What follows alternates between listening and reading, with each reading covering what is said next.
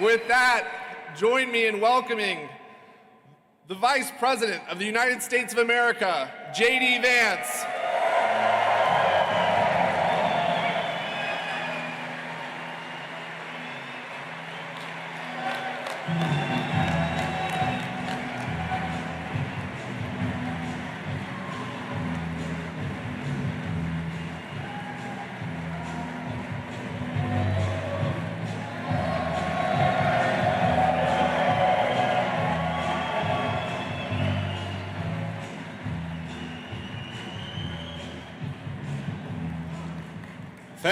Thank you all. Well, first of all, I want to thank, please, thank you guys. Take your seats. And, the Secret Service is a little bit nervous because I told them these Bitcoin guys really like guns. But they really like the President and Vice President of the United States, too, so I think we're doing okay.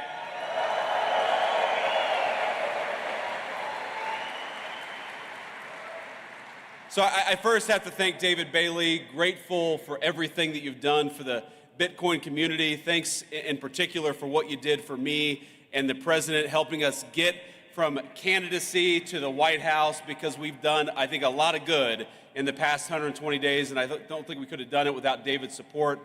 I want to also thank the Winklevoss brothers, Tyler and Cameron. These guys are out here somewhere. Who, I gotta say, Tyler and Cameron, I think really helped break the dam in Silicon Valley, because if you remember, you go back to June or July of last year, it feels like forever ago, it's not even a year ago, where Silicon Valley, people would whisper in private that they were gonna support Donald Trump for president. They would talk about the fact the Democrats had gone too crazy, we had to get Gary Gensler the hell out of there, but they weren't quite willing to say, at least not publicly, that they were going to take the big step and support Donald J. Trump.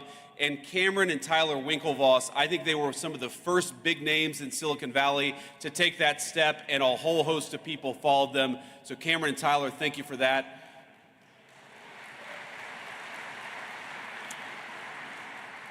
And of course, I want to thank the good people at Coinbase, the organizers of this event, and everybody who made this incredible event possible. It's great to be here with Bitcoin at 108,000, at least when I checked this morning, and as Vice President of the United States. It's great to be here.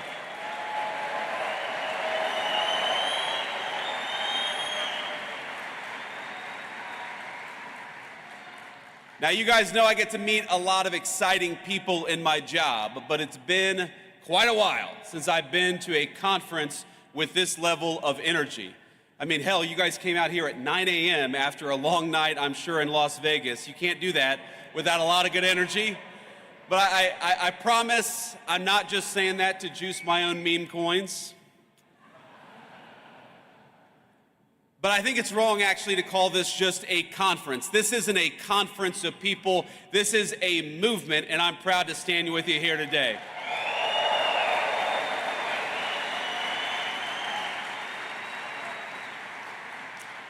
And I think this conference, this movement of people, is where the future of cryptocurrency in this great country gets decided.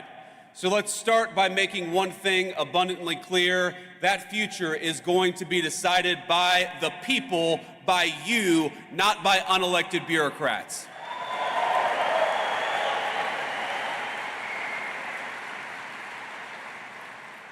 Now, as you all probably know, you've got a star-studded lineup here today, including several of my colleagues in the Trump administration. David, Bo, Hester, I know you're all out there. It's great to be among so many friends and allies. So, I want to speak for just a few minutes about a few things, and I want to talk a little bit about what we've done in the Trump administration. I want to give you a rundown of what this administration is doing on digital assets policy. But I also want to talk about some of the principles that help guide us as we develop this policy. But before that, I want to speak about why I'm personally optimistic about crypto and what it means for the American people. Now, people ask me why I tend to be bullish on the future of innovation in this country. Now, I spent enough time in Silicon Valley to recognize the difference between good tech, technology that boosts our productivity, makes our lives richer, that grounds us in the real world and complements our day-to-day lives. That's the good technology, but there's also some bad technology out there. And when it comes to crypto, I think the last several years have made it clear that we're talking about genuine, ground-up innovation, one that's already improving the well-being of tens of millions of our fellow citizens. I believe it's 50 million Americans own Bitcoin, and I believe that's going to be 100 million before too long.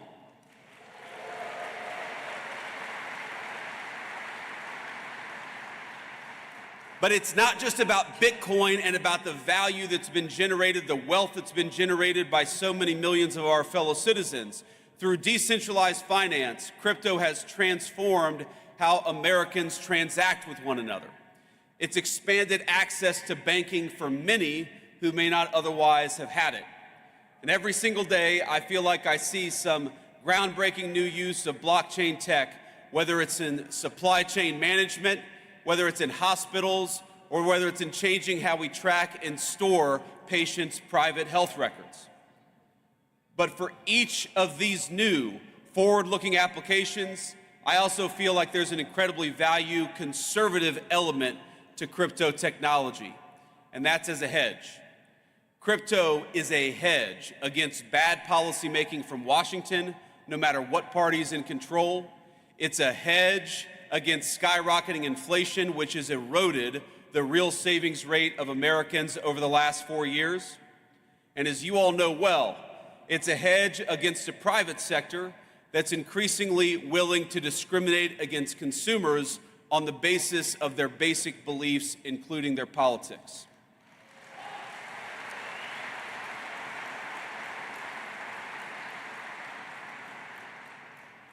That includes, of course, debanking users for Second Amendment advocacy or for ties to the first Trump administration.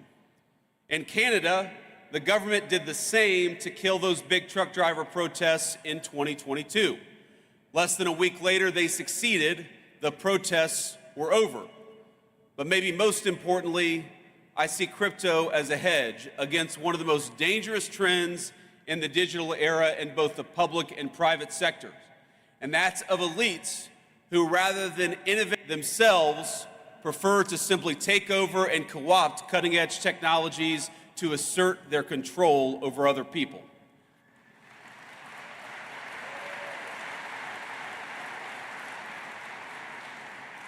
And I know we believe this in this room. That's not Bitcoin. It'll never be Bitcoin, and you guys are going to make sure that happens.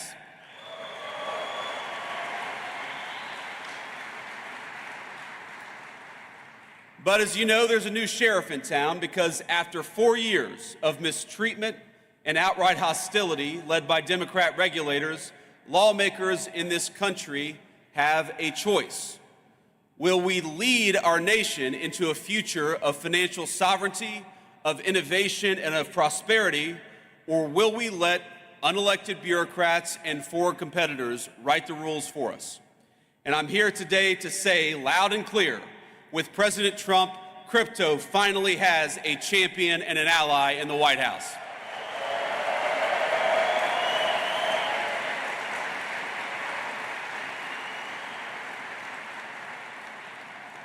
In our administration, we understand the full potential of the digital assets industry, not just as an investment, not just as a flashy technology, but as a symbol and driver of personal liberty for all our citizens. And we are dedicated to seeing that promise fulfilled.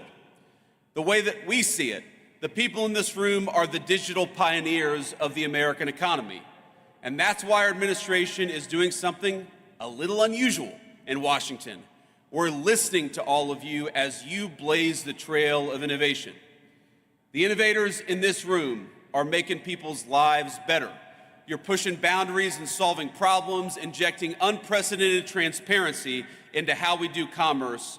And the way we see it, you all deserve a similar level of transparency and clarity. And most of all, you deserve respect and support from your government, not bureaucrats trying to tear you down.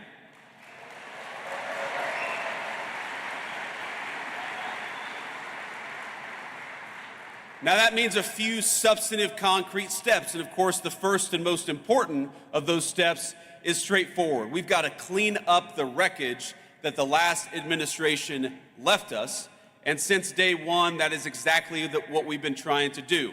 Our administration, we prioritize eliminating the rules, the red tape, and the lawfare that we saw aimed at crypto by our predecessors. We're ending the weaponization of federal regulations against this community. To put it simply, Operation Choke Point 2.0 is dead, and it's not coming back under the Trump administration.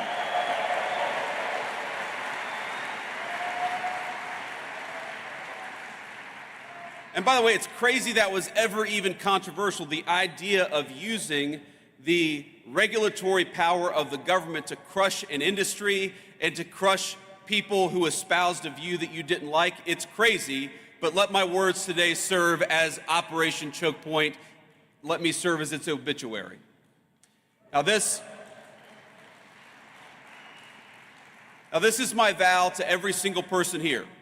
You will never see this administration trying to handicap your community or diminish the impact it's had on the economy. Instead, we reject the Biden administration's legacy of death by 1,000 enforcement actions. We reject regulators. Maybe the most important thing that we did for this community, we reject regulators and we fired Gary Gensler, and we're going to fire everybody like him.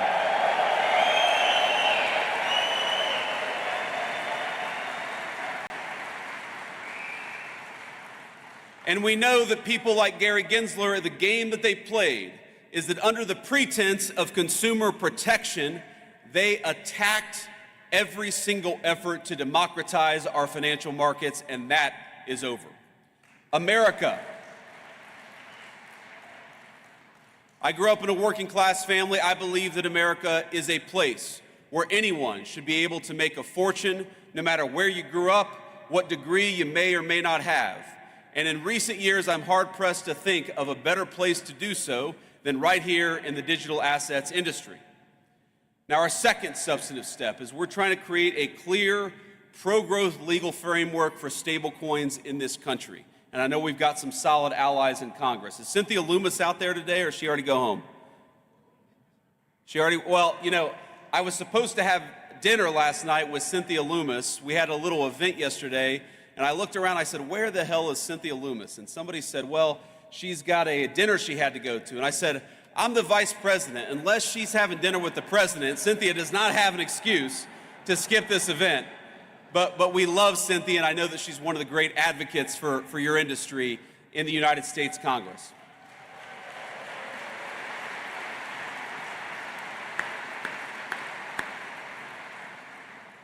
Now, I know, led by Cynthia and other great legislators, Congress is hard at work getting the Genius Act passed and across the president's desk as quickly as possible. And that's an important step. It's with good reason, because regulatory uncertainty in this country has pushed way too much stablecoin activity overseas over the last few years. Now, somebody said to me yesterday that Bitcoin has done so much over the last few years with so many headwinds. Wouldn't it be nice to have a government that provided some tailwinds to one of the fastest growing industries in our country? And that's what we aim to do.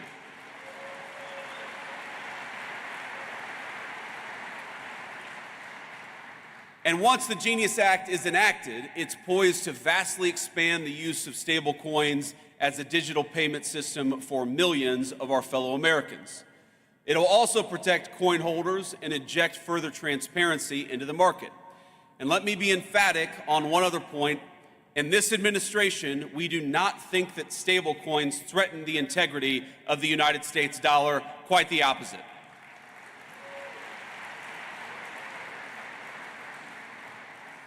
In fact, we view them as a force multiplier of our economic might. Dollar-pegged stablecoins, particularly once Genius is enacted, is only going to help the American economy, and it's only going to help the American dollar. So, again, we're optimistic that the Senate is able to move quickly on passing a clean Genius Act, and for the House to follow up and do the same. And of course, once that happens, our great President Trump will sign it into law the minute it comes across his desk. Now, when that's happened, when the administration will then fully shift to our third priority, which is to enact a transparent and tailored regulatory framework for digital assets, one that's pro-innovation and fully incorporates crypto into the mainstream economy.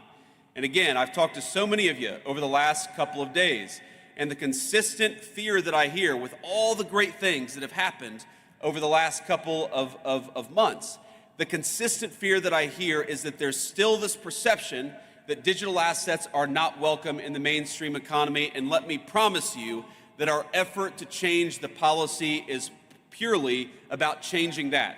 We want our fellow Americans to know that crypto and digital assets, and particularly Bitcoin, are part of the mainstream economy and are here to stay.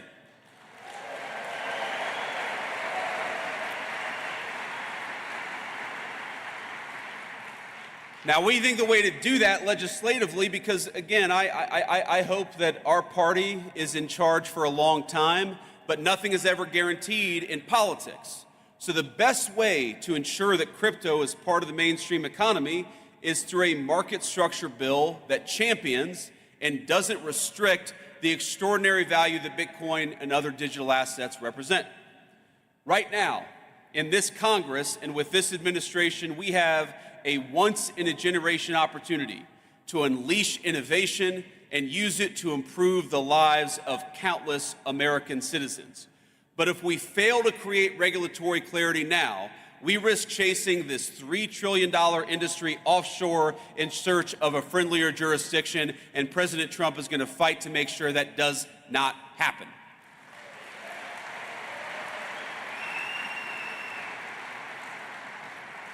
Think about this. By locking in smart, pro-innovation rules of the road, we can also make sure that Democrats or anybody else never wage another war on the crypto community.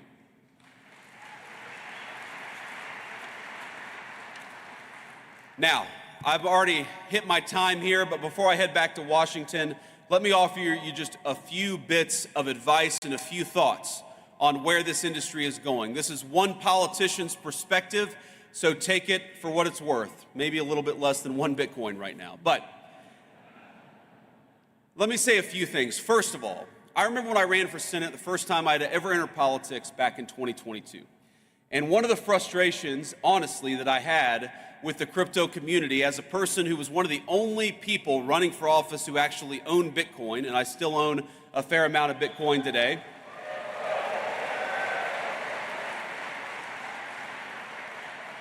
Think about this. This is during that campaign. That's 2021 and 2022. This feels like an eternity ago, but it was only 4 years ago, is that I recognized what so many advocates of Bitcoin recognize, which is what the Biden administration was doing, what Gary Gensler was doing was a disaster, and yet there didn't seem to be any real organization pushing back against it at the political level. And let me say that part of the reason that I'm standing here, part of the reason that Bernie Moreno defeated Sherrod Brown in the Senate campaign last year is because you guys got organized and got involved in American politics, and I'm grateful to you for that. But there's a lesson to take from that experience, which is that unless you guys get involved in politics, politics is going to ignore this industry. Now, you took a big step in 2024, and I'll tell you, every victory that we win, it's only a provisional victory. You know, one of my great mentors in Silicon Valley always told me that, Bitcoin, that the crypto community was about exit and artificial intelligence was about voice. Well, I know that a lot of people in 2024 in this community chose voice. You chose to speak up and you chose to get involved, and I believe you changed the direct trajectory of our country because of it. But you got to keep on choosing voice. Bitcoin, of course, people call it digital gold. But while Bitcoin is digital, none of you are. None of us are. What happens in the world of politics, what happens in the world of bureaucracy, it will affect even the most transformational and valuable technologies if we don't make the right decisions. So the first piece of advice, the first thing that I'd ask you is to take the momentum of your political involvement in 2024 and carry it forward to 2026 and beyond.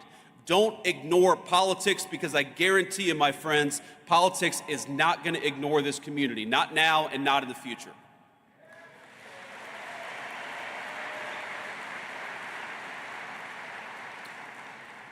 The second thing that I want to toss out there is that we have to start thinking of the long-term strategic implications of Bitcoin. Bitcoin is owned by about 50 million Americans. A lot of Americans have made a lot of money, have created a lot of wealth for themselves, and that's a great thing. But I actually think that where Bitcoin is going is as a strategically important asset for the United States over the next decade. It's one of the reasons why President Trump, with the help of our great AI guy, David Sachs, it's one of the reasons why we started the Bitcoin Reserve, because we want to start to put in motion the strategic importance of Bitcoin for the United States government. We know that the PRC doesn't like Bitcoin. The People's Republic of China doesn't like Bitcoin. Well, we should be asking ourselves, why is that? Why is our biggest adversary such an opponent of Bitcoin? And if the Communist Republic of China is leaning away from Bitcoin, then maybe the United States ought to be leaning into Bitcoin, and that's one of the things that we're going to be doing.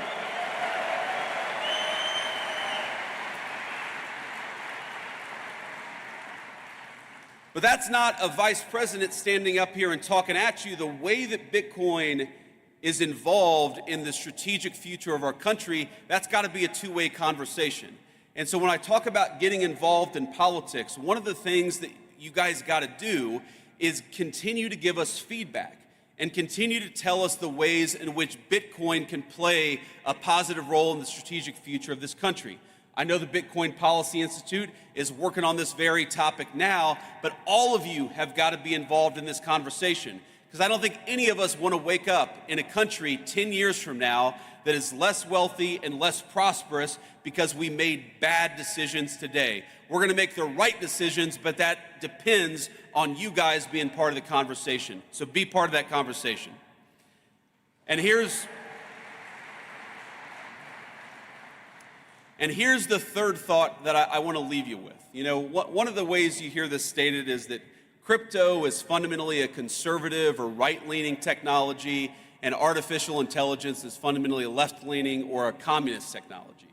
Now, I think that overstates things a little bit in both directions, but there's a fundamental element of truth to it. Now, I haven't been involved in the day-to-day operations of a technology company in about 4 years since I entered politics for the very first time.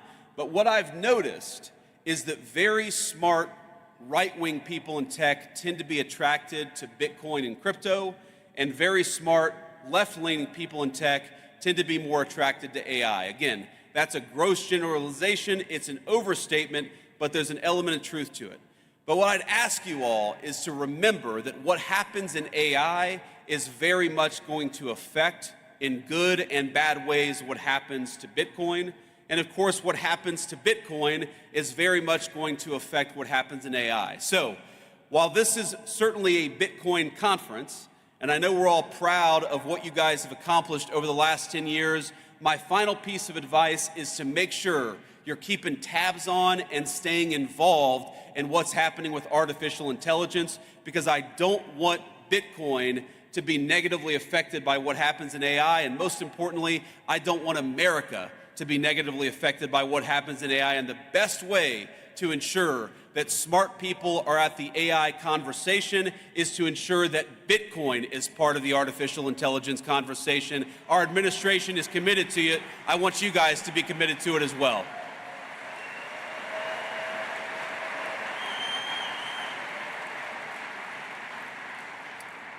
I just want to say, in the next few years in the Trump administration, we've accomplished a lot, but we have plans to continue to make big progress for this industry and for the American people who rely on it. The whole of government, we're going to need your help, we're going to need your guidance, we're going to need your encouragement, and at times, yes, because this is politics, our politicians are going to need your pressure. So, have fun this week, but keep the pressure up. and we'll do great things together for our industry, but most importantly, for the cause of personal freedom and the United States of America. God bless you guys, and thanks for having me.